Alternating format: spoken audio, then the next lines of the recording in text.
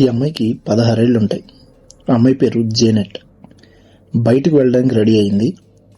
Mummy, ఫ్రెండ్ని కలవడానికి ట్రైన్లో వెళ్తున్నా, తొందరగానే వచ్చేస్తాలే అని చెప్పి జేనెట్ అయితే బయటికి వెళ్ళింది. సరేనమ్మా అని చెప్పి వాళ్ళ మమ్మీ కూడా ఆ అమ్మాయిని బయటికి పంపించింది. ఇది జరిగి ఇప్పటికి సరిగ్గా 50 ఏళ్ళు అయింది. అంటే 1972 ఆగస్ట్ 7న తల్లితో చెప్పి ఇంటి నుంచి బయటికైతే వెళ్ళింది జేనెట్. వెళ్ళడం అయితే వెళ్ళింది, కానీ ఇంటికైతే ఇప్పటి వరకు తిరిగి రాలేదు. ఇంటి నుంచి వెళ్ళిన అమ్మాయి తిరిగి రాకపోవడంతో వాళ్ళ తల్లిదండ్రులు చాలా భయపడ్డారు. భయపడి వెంటనే పోలీసుల దగ్గరికి వెళ్ళి కంప్లైంట్ అయితే ఇచ్చారు. పోలీసులు ఎంక్వైరీ చేసి ఫ్రెండ్స్ ఎవరైనా ఇంటికి వెళ్ళిందేమో, ఇంటికి వెళ్ళి రాలేదేమో అని చెప్పి అప్పుడు 2 days తర్వాత అనుకుని చాలా మందికి అయితే ఫోన్ చేశారు. కాకపోతే ఏ ఫ్రెండ్స్ కూడా మా ఇంటికి రాలేదంటే మా ఇంటికి రాలేదని చెప్పడంతో పోలీసులు ఎఫ్ఐఆర్ ఫైల్ చేసి కేసును అయితే రిజిస్టర్ చేశారు. అమెరికాలోని న్యూ జెర్సీలో Union County Springfield Township Clear View Road లో ఉంటుంది ఒక ఇల్లు.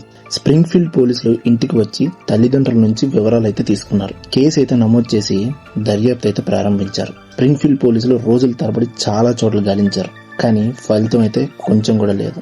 6 వారాలు గడిచాయి, కానీ ఒక్క క్లూ కూడా లేదు. ఒకరోజు సెప్టెంబర్ 19న ఒక కుక్క అటువైపు వెళ్తూ కుళ్ళిపోయే దశలో ఉన్న ఒక అమ్మాయి చేతిని నోటితో పట్టుకుని వచ్చింది. దాన్ని చూసి పోలీసులు వెంటనే ఏంటిది అని చెప్పి ఎటువైపు నుంచి అయితే ఆ కుక్క వచ్చిందో అటువైపు అయితే వెళ్ళడం జరిగింది. వెళ్లి ఆ కుక్క ఆ చేతిని ఎక్కడి నుంచి తెచ్చిందని చూసి ఆ చోటుకైతే వెళ్లారు. కుక్క వచ్చిన దారిలోనే వెతుకుతూ వెళ్తుంటే స్ప్రింగ్ ఫీల్డ్ లోని హుడై క్వారీ కొండ అయితే ఉంది. దాని ఎడ్జ్కి అయితే చేరుకున్నారు. కనిపించిన దృశ్యం ఒళ్ళు జలధరించేలా ఉంది. అర్ధగోళాకారంలో పేర్చి ఉన్న చెట్లు, కొమ్మలు, కలప దొంగల కింద అమ్మాయి మృతదేహం అయితే కుళ్ళిపోయిన స్థితిలో ఉంది. ఆ డెడ్ బాడీ ఒక ముగ్గు లాంటి ఆకారం మీద అయితే పడి ఉంది. ఆ డెడ్ బాడీ చుట్టూ జంతువులను బలిచ్చినట్లుగా జంతువుల కళేబరాలు, అవశేషాలు కనిపించాయి. పరిసరాల్లోని దృశ్యాన్ని బట్టి క్షుద్ర పూజ కోసం ఎవరో తాంత్రికులు అమ్మాయిని బలిచ్చి ఉండొచ్చని అక్కడ ఉన్న స్థానికులు అయితే చెవులు కొరుక్కున్నారు. అయితే పోలీసులు ఆ వాదనలు అయితే కొట్టిపారేశారు. చకచక అక్కడ ఉన్న చెట్ల కొమ్మలను, దొంగలను పక్కకి తీసేసి ఆ డెడ్ బాడీని అయితే బయటికి తీశారు. ఆ డెడ్ బాడీ కనిపించకుండా పోయిన జెనెట్ దేనని గుర్తించారు. అక్కడున్న నిబంధనల ప్రకారం అక్కడ జరగాల్సిన తతంగానంతా పూర్తి చేశాక పోస్ట్ మార్టం అయితే ఆ డెడ్ బాడీని పంపించారు.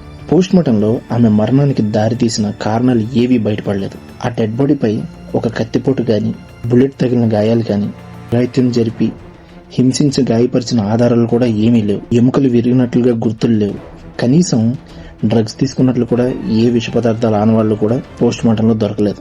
ఖచ్చితమైన ఆధారాలు ఏవీ లేకపోయినా బహుశా గొంతు నొక్కేయడం వల్ల ఆమె మరణించి ఉంటుందని పోస్ట్ మార్టం జరిపిన డాక్టర్లు అయితే రిపోర్ట్ ఇచ్చి అంతటితో చేతులు దులిపేసుకున్నారు.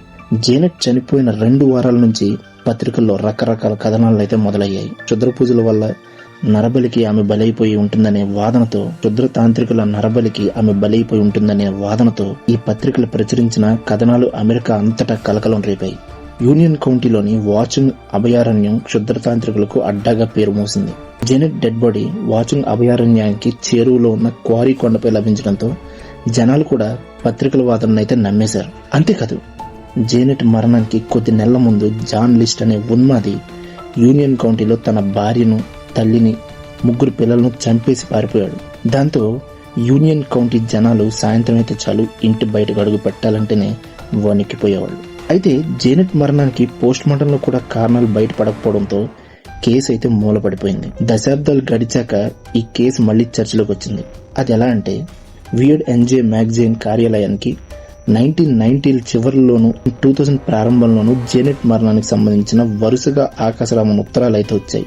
ఆ పత్రిక ఎడిటర్ మార్క్ మోరాన్ ఈ కేసుపై పరిశోధన అయితే ప్రారంభించారు. తన పరిశోధనలో కనుగొన్న అంశాలతో, పలు అనుమానాలతో వరుస కథనాలను ప్రచురించారు. ఈ కేసు ఫైల్ ను స్ప్రింగ్ ఫీల్డ్ పోలీసులు పోగొట్టుకుని ఉంటారని లేదా నాశనమైనా చేసి ఉంటారనే అనుమానం కూడా ఆయన తన కథనాల్లో వ్యక్తం చేశారు. అందువల్ల దీనిపై మళ్లీ కలకలం అయితే మొదలైంది.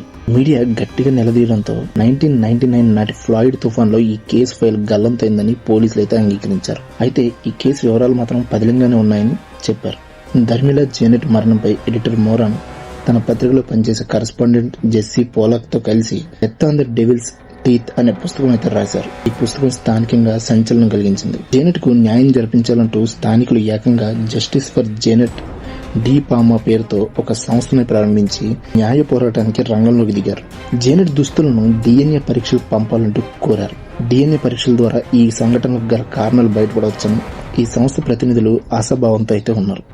ఈ కేసులో నిజం ఎప్పటికైనా బయటపడుతుందా, జేనెట్ ను చంపింది ఎవరో వెలుగులోకి వస్తుందా? ఈ ప్రశ్నలన్నిటికీ కాలమే సమాధానం చెప్పాలి. Thank you. వీడియో నచ్చినట్లయితే లైక్ చేయండి, షేర్ చేయండి. ఇలాంటి వీడియోల కోసం మా ఛానల్ అయితే సబ్స్క్రైబ్ చేసుకోండి.